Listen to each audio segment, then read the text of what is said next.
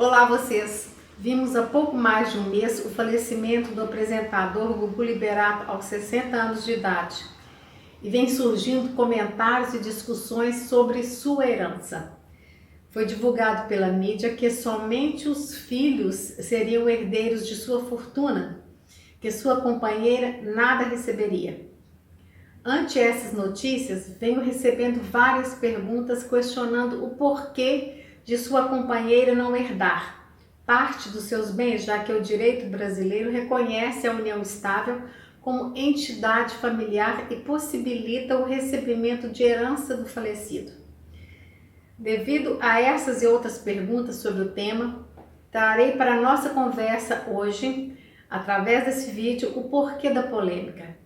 Sou Isis Souza Araújo, advogada, e bem-vindos ao canal. Pois bem, de acordo com as informações divulgadas, Gugu Liberato fez um testamento em 2011, do qual estabeleceu que 50% dos bens ficariam com os filhos e a outra metade deveria ser dividida da seguinte maneira: 75% também para os filhos e 25% para 5 sobrinhos, ou seja, 25% dos outros 50% restantes. Também no testamento, a irmã do apresentador, Aparecida Liberato, foi indicada como inventariante e sua companheira não foi mencionada, ou seja, ela nada herdaria. Vem sendo divulgado ainda que a mãe dos filhos do apresentador e companheira declara que viviam em união estável, mesmo residindo em casas separadas desde o início da relação.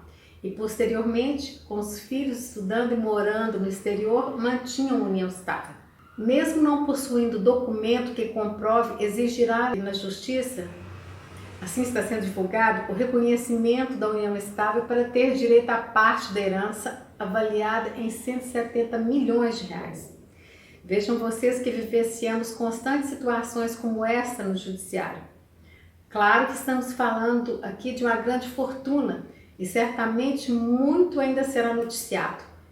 Mas tomando esse caso como exemplo, casais que não formalizaram a união através de documento, que viviam em casas separadas, mas mesmo assim mantinham o vínculo exigido por lei, vou procurar esclarecer a vocês como fica o direito à herança nesses casos. A lei brasileira exige, para o reconhecimento de união estável, que o casal tenha características de entidade familiar e a união com a intenção de constituírem família, vivendo como se casados fossem, mesmo que morando em casas separadas, mas demonstrando estabilidade, durabilidade e publicidade da relação. Como no caso que ilustrei do apresentador Gugu Liberato, a viúva declara que mantiveram união durante 19 anos e ainda tiveram 3 filhos. Vejam vocês que a falta de registro civil faz com que a relação seja informal. As pessoas passam a viver juntas, mesmo dividindo despesas, adquirindo bens conjuntamente, como uma família convencional.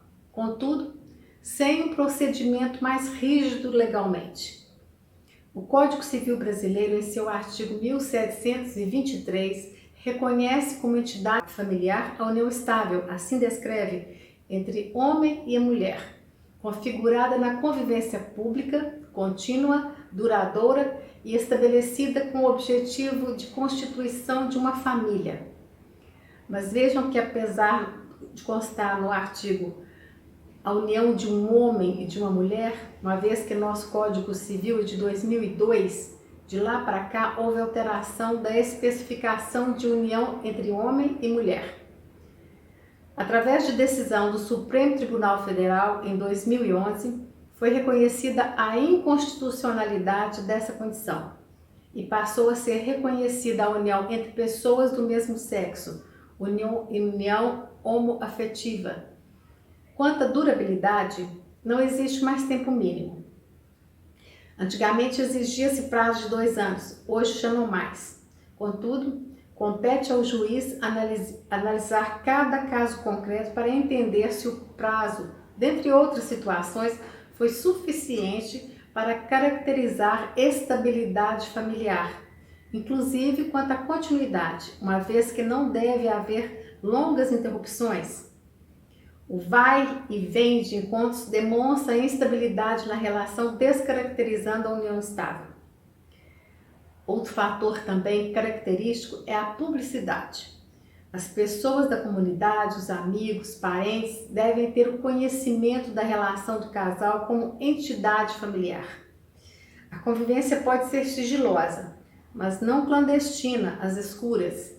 Mas, como disse, a intenção de viverem juntos, havendo uma coparticipação tanto afetiva como financeira, demonstra que existe uma entidade familiar e, neste caso, haverá a presunção de que os bens foram adquiridos por colaboração mútua, pertencendo a ambos em partes iguais.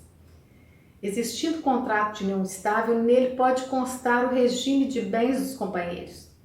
Se nada for estipulado quanto aos bens, entende-se que o regime é o de comunhão parcial de bens, ou seja, os bens adquiridos durante a união devem ser divididos igualmente entre os companheiros, mesmo que os bens estejam em nome de um deles, que não significa que seja o titular exclusivo dos bens. Muito importante também dizer que essa ajuda ou colaboração não precisa ser material. A simples convivência e a comunhão de vida cria um clima propício para a aquisição do patrimônio somente por um dos companheiros. Sendo assim, em caso de dissolução ou morte, os bens adquiridos na constância da comunhão devem ser partilhados. E quanto àqueles bens adquiridos antes da relação, a companheira ou companheiro terá direito como herdeiro juntamente com os filhos. No caso de Gugu Liberato ou em outros casos semelhantes, por não haver um contrato formalizando a união, deverá a companheira ajuizar uma ação declaratória de união estável perante a vara de família. E uma vez reconhecida pelo juiz, essa companheira terá direito à metade da fortuna durante o tempo que conviviam e ainda poderá ser nomeada inventariante, uma vez que sendo herdeira, conforme estabelece a lei, no artigo 75 do Código de Processo Civil, o espólio deverá ser representado por este, e não pela inventariante indicada. No Brasil, o fundamento do direito sucessório é a continuidade patrimonial para proteção e permanência da família por meio da transferência dos bens e recursos para os familiares mais próximos do falecido. E quanto ao testamento, já falei aqui também em outros vídeos, que toda pessoa capaz pode dispor da totalidade dos seus bens ou de parte deles para efeitos após sua morte, caso não tenha herdeiros necessários. Existindo esses, deve ser preservado 50% do patrimônio a serem destinados a eles após abatidas as dívidas e despesas com funeral. O artigo 1845 do Código Civil enumera quem são os herdeiros necessários: os descendentes, os ascendentes, o cônjuge ou o companheiro. E ainda, no artigo 1846, estabelece que esse 50% ou metade pertencerá à legítima. A legítima é constituída da metade dos bens da herança, ou seja, não poderá ser incluída no testamento. O testamento é igual a qualquer outro negócio jurídico.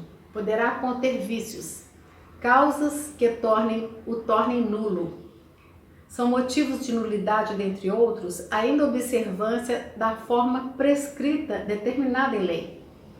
E como o nosso tema do vídeo de hoje é de sucessão da companheira de Gugu Liberato e para outros casos semelhantes, caso seja reconhecida a união estável e reconhecida pelo judiciário, o regime automático seria o da comunhão parcial dos bens. Logo, os bens adquiridos durante a união de 19 anos, assim divulgado pela mídia, seriam partilhados igualmente entre os companheiros. E aqueles bens adquiridos antes da união estável terá direito à companheira como herdeira, concorrendo com os filhos, ou seja, receberá ainda valor igual ao dos filhos até o limite da legítima. uma vez que há no testamento a destinação da parte livre dos outros 50%. Vamos acompanhando o desenrolar dessa situação e possível discussão no judiciário, que deve perdurar por anos. Espero que falar sobre sucessão no caso de união estável tenha esclarecido as dúvidas de vocês. Peço que curtam, inscrevam-se no canal e ativem o sininho para saberem que tem vídeo novo, ok? Até o próximo vídeo, então.